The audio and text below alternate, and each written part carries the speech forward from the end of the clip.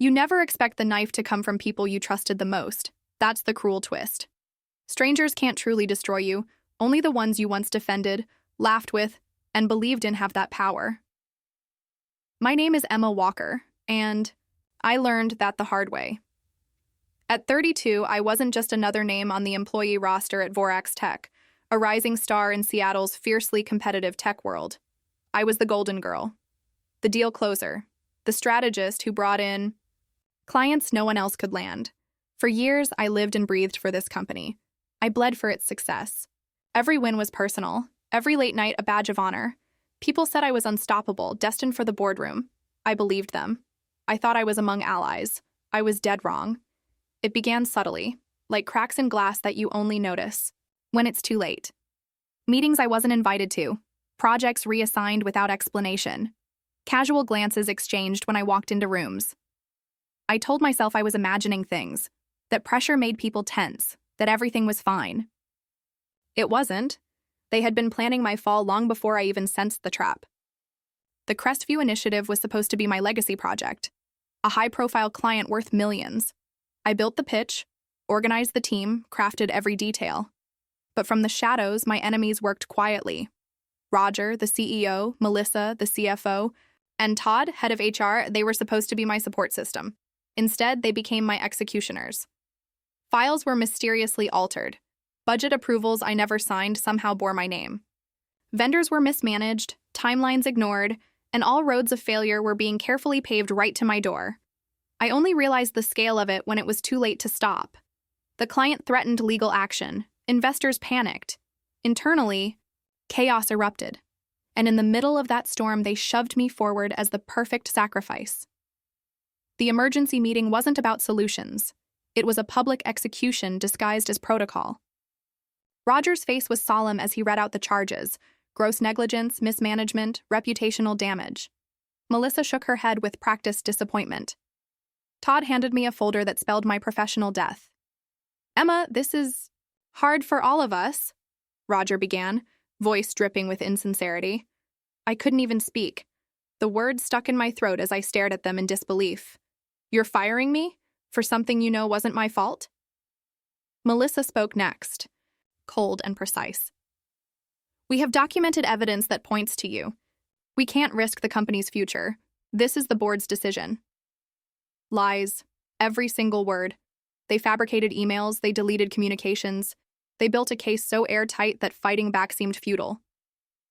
Still, I tried. "Check the project logs. Look at the approvals. You know this isn't me," I protested, my voice cracking from frustration and disbelief. Todd didn't even flinch. "It's out of our hands now." Security was called in like I was some criminal.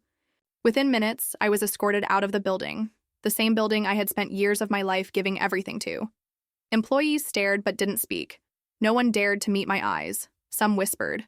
Others looked almost satisfied. Jealousy, disguised as sympathy.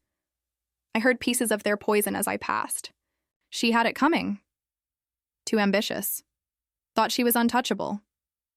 The elevator ride down felt like the longest moment of my life. By the time the doors opened to the lobby, I wasn't Emma Walker, top executive. I was Emma Walker, the disgraced ex-employee. My phone exploded with notifications as news of my firing spread. Not just inside Vorax. Publicly. Headlines painted me as the villain. Careless, reckless, incompetent. Every outlet that once praised my meteoric rise now feasted on my downfall. Former colleagues stopped replying to my texts. Friends ghosted me overnight.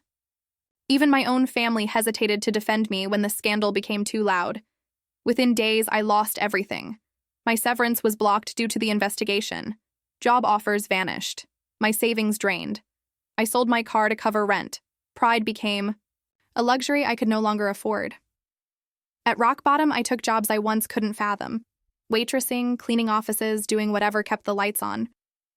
Every mop stroke, every tray I carried, every forced smile to rude customers felt like another knife twisting deeper. People who used to envy me now pitied me. Some even laughed when they saw me. I became a ghost in the city I once ruled. Months turned into a year. The shame never faded, But something else began to grow beneath it. Anger. Not the fiery, reckless kind. The cold, calculated kind that sharpens over time. I replayed every moment in that boardroom, every lie, every betrayal. Roger, Melissa, Todd, they thought they won. They believed I was buried, forgotten, erased. But they were wrong. I wasn't buried, I was planted. And as I stood in my dark, tiny apartment late one night, staring at the news of Vorax celebrating record profits without me, I made myself a silent promise. They ruined my life without mercy, so when my time came, I would return the favor. But unlike them, I wouldn't just take their jobs or reputations. No, when I came back, I would take everything. Their power, their dignity, their security, until they had nothing left but regret and the memory of the woman they tried to destroy. Rock bottom wasn't a place. It was a process. Every day bled into the next, each more humiliating than the last. I went from signing million-dollar deals to scrubbing coffee stains off cheap office carpets. The hands that once shook with CEOs now gripped mops and trash bags. I became invisible. The same faces that once lit up when I entered a room now looked right through me. I lived in silence, suffocated by the thick, bitter fog of disgrace. My phone stayed quiet. No more meetings, no more frantic emails, no more fake colleagues pretending to care. The city that once celebrated my name now whispered it with scorn. Emma Walker? Didn't she get fired for fraud or something? It was always the same story, retold and warped, feeding off my humiliation. Rent devoured what little savings I had left. I traded my upscale apartment for a cramped studio where the walls felt like they were closing in, suffocating me along with my dreams. Nights were the worst. Sleep became foreign, stolen by endless reels of memories and regrets playing on loop. Every betrayal, every smirk from Roger, every fake sympathetic nod from Melissa haunted me.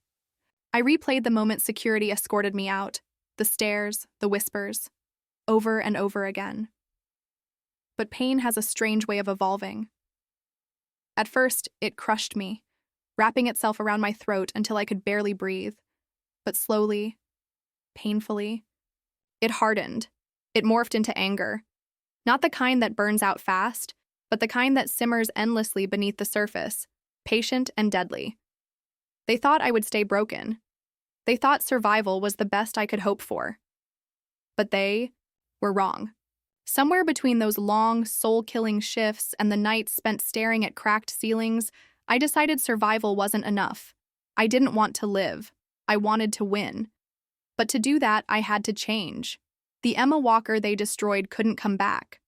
No, I had to become someone new, someone sharper, colder, smarter. So I started rebuilding, not in grand gestures, but in tiny, invisible steps. I spent my miserable breaks at work consuming every book and online course I could afford. Finance, corporate law, mergers and acquisitions, hostile takeovers. Subjects that had once felt distant now became my obsession.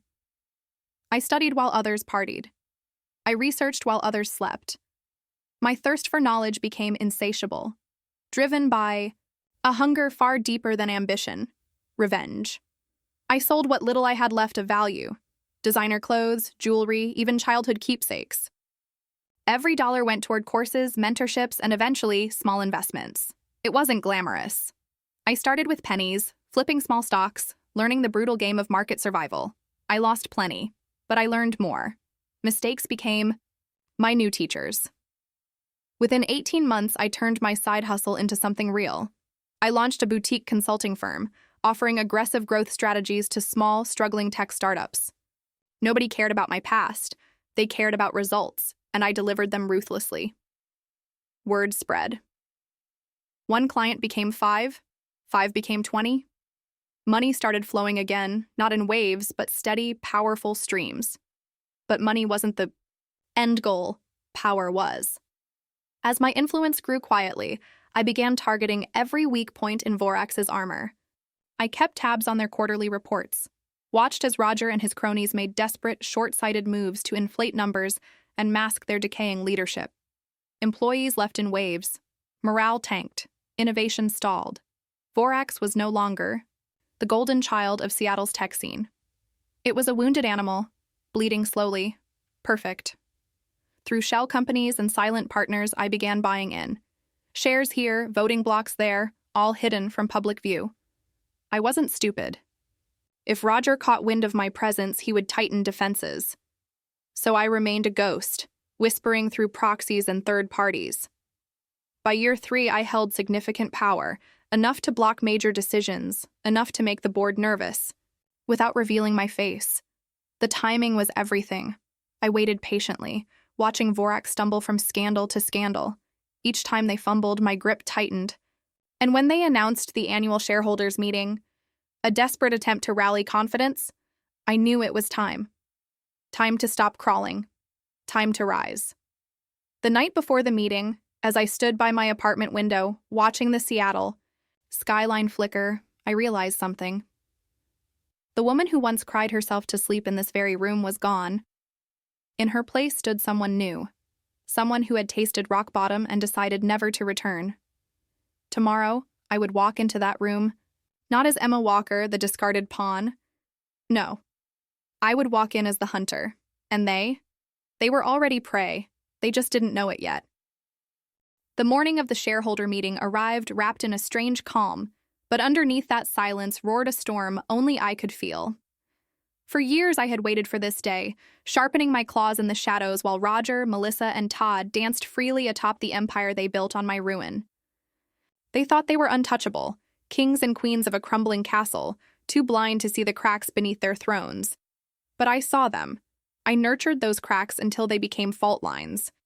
Now, all that was left was a single strike to bring everything crashing down. I arrived at the Vorax headquarters earlier than anyone else, dressed not for nostalgia but for war. My navy suit was crisp, my heels sharp, and my expression carved from stone. There was no nervousness, only purpose.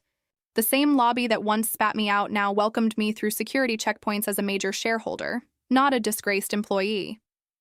The receptionist who used to pretend not to know me now stood, greeting me politely as I passed. How quickly loyalty changes when power shifts hands. As I entered the grand conference hall, eyes turned. Familiar faces, older, more tired, clung desperately to the hope that today's meeting would stabilize their sinking ship. Roger stood near the stage, laughing with Melissa and Todd as if they had already won, as if today was just another box to tick before they continued lining their pockets. They didn't notice me at first. Why would they? In their world, I was still gone, still irrelevant. But that illusion shattered the moment I took my seat at the front, the seat reserved for shareholders of significant power. Melissa spotted me first. Her eyes narrowed, lips parting slightly as confusion clouded her perfect facade. Todd followed, whispering urgently into Roger's ear as realization dawned across their smug faces. Roger's forced grin twisted as he approached me, voice dripping with false charm.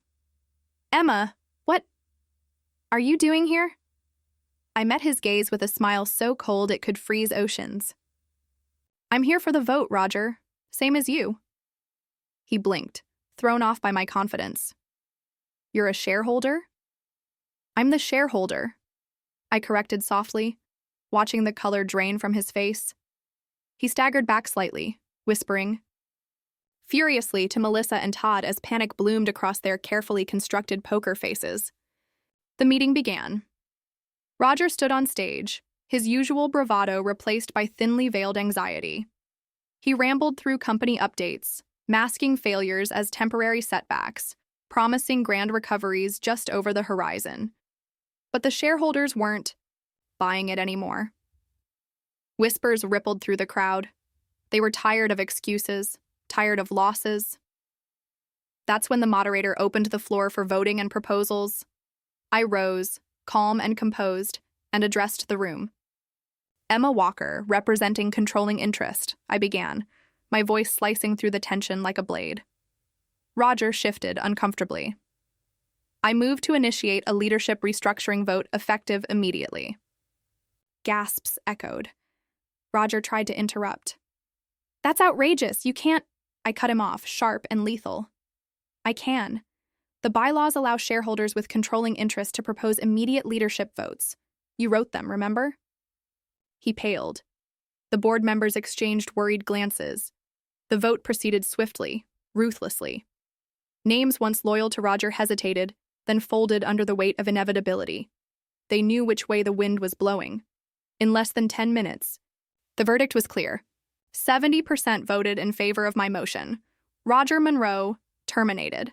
Melissa Quinn, terminated. Todd Harris, terminated. Just like that, the people who shattered my life were stripped of everything they thought untouchable. Roger stood, frozen as the moderator read the results, disbelief etched deep into his aging features. "You can't do this," he muttered weakly. I stepped closer, my voice cold enough to shatter glass. "You did it to yourself the moment you chose to betray me." Security approached quietly. No theatrics, no second chances. They were escorted out of the very building they once ruled, heads down, humiliated in front of everyone they used to command. As the doors closed behind them, silence fell. Not the uncomfortable kind, the respectful kind. Every eye in the room turned to me, no longer with pity or contempt, but with recognition. I wasn't a victim anymore. I wasn't the discarded executive. I was the architect of their downfall and the undisputed ruler of what remained. I claimed the CEO seat not out of greed, but out of necessity. Vorax needed rebirth. But make no mistake, this wasn't redemption. This wasn't justice. This was revenge, pure and unfiltered. As I gave my first orders as the new CEO, reshaping the Awasi company in my image, I knew this wasn't the climax. It was the turning point. Roger, Melissa, and Todd may have been erased from the boardroom, but my final move was yet to come. Taking their jobs wasn't enough. No, I needed to make sure they never forgot the day they crossed Emma Walker. The day the silent predator stopped hiding and devoured them whole. Firing them was never the end. It was merely the beginning of my real revenge. Roger, Melissa, and Todd thought being escorted out of the company they once ruled was the worst thing that could happen to them. They were wrong. I never planned to simply replace them and move on. That would have been mercy, something I had long since run out of. No, they needed to feel what I felt. They needed to drown in the same hopelessness and isolation they had once forced upon me. The morning after the shareholders' meeting, while news outlets were still scrambling to understand how Vorax's regime had collapsed overnight, I was already preparing Phase 2. I knew them too well. I knew exactly how they operated. Their pride wouldn't let them stay quiet. Roger would try to land another cushy CEO position somewhere, painting himself as the victim of internal politics. Melissa would attempt to slide into a CFO role, spinning lies about being blindsided. Todd? He'd leverage every contact in HR circles to regain relevance. I couldn't let that happen. They had to be erased. I began with Roger. His arrogance made him predictable. Within days, he began quietly sending resumes and setting up private lunches with top companies in Silicon Valley and New York. He underestimated how deep my influence had grown during the years I rebuilt myself. Every recruiter he contacted, every executive he met, they all answered to someone who, sooner or later, answered to me. Through discreet conversations and well-placed suggestions, I made sure Roger's name became poison. Not blacklisted officially. That would be too obvious. No, they simply never called him back. Meetings were canceled. Promises faded into silence. Slowly, Roger Monroe, once hailed as a tech visionary, became the man nobody returned calls. His desperation became public when he took a consulting gig for a tiny startup far beneath his former stature. The industry noticed. The whispers began. Wasn't he fired in disgrace? I heard he lost control of his board. His reputation withered away, not with scandal, but with irrelevance. Melissa came next. She was more careful, less brash, but equally ambitious. She tried pivoting into finance, offering her expertise to investment firms. Unfortunately for her, I already had allies in most of the firms she approached. Quietly, word spread that she was under investigation for questionable accounting practices at Vorax. No formal charges, just enough doubt to make her untouchable. Melissa's phone stopped ringing. Her LinkedIn became eerily quiet. Eventually, she downgraded her lifestyle, selling her luxury condo to cover expenses as job offers dried up like rain in the desert. Todd was the easiest. HR circles are small, and loyalty runs deep. But so does gossip. I made sure every major corporation knew about his role in the Crestview scandal. No one wanted to hire the man responsible for overseeing and enabling one of the most notorious internal betrayals in recent tech history. He tried going independent, launching a consulting service, but clients avoided him like the plague. Soon, he was spotted working part-time in retail just to make ends meet. Piece by piece, I dismantled their lives, not through brute force, but through precision and patience. I wanted them to wake up every morning knowing they had nowhere left to go. I wanted them to taste the very loneliness and despair they once forced me to swallow. And it worked. Months later, Roger filed for bankruptcy. Melissa was renting a modest apartment, her social media filled with forced optimism that fooled no one. Todd had disappeared entirely from the professional world, rumored to be living back in his hometown, a ghost of the man who once smirked as I was dragged out of Vorax. I never reached out to them. I never gloated. True revenge isn't loud. It's silent and suffocating. It's the job they didn't get, the call that never came, the friends who suddenly stopped inviting them. They spent years climbing over others, believing they were untouchable. Now, they were nothing. Meanwhile, Vorax thrived under my rule. I rebuilt its foundation, removed the toxic rot, and transformed it into a market leader. Every success was a reminder to them. Emma Walker not only survived, but conquered. One quiet night, as I reviewed our quarterly report, the best in company history, my phone buzzed with a name I hadn't seen in years. Roger. He left a voicemail. His voice, once so sure, now trembled. He asked if I could help him find something, anything. He sounded desperate. I deleted the message without listening to the end. I owed him nothing. They had destroyed my life without blinking. Now I had returned the favor 1,000 times over. I didn't just take their jobs or their pride. I took away their futures. And in doing so, I proved a truth they would spend the rest of their lives choking on. You never bury someone like me. You just make the mistake of letting me rise. Victory doesn't feel like fireworks or roaring applause. It feels like silence. Heavy, undeniable, and absolute. That was the silence that filled the top floor of Vorax's headquarters every morning as I arrived. No longer the outcast, but the queen. The same executives who once whispered behind my back now stood when I entered. Their eyes didn't hold pity or doubt anymore. They held fear, respect, and something more potent: submission. It had been nearly a year since I wiped Roger, Melissa, and Todd from existence, yet their shadows still haunted the building like warnings carved into stone. No one dared challenge me. No one even tried. Under my leadership, Vorax became something greater than even I imagined. I didn't just stabilize the company, I reinvented it.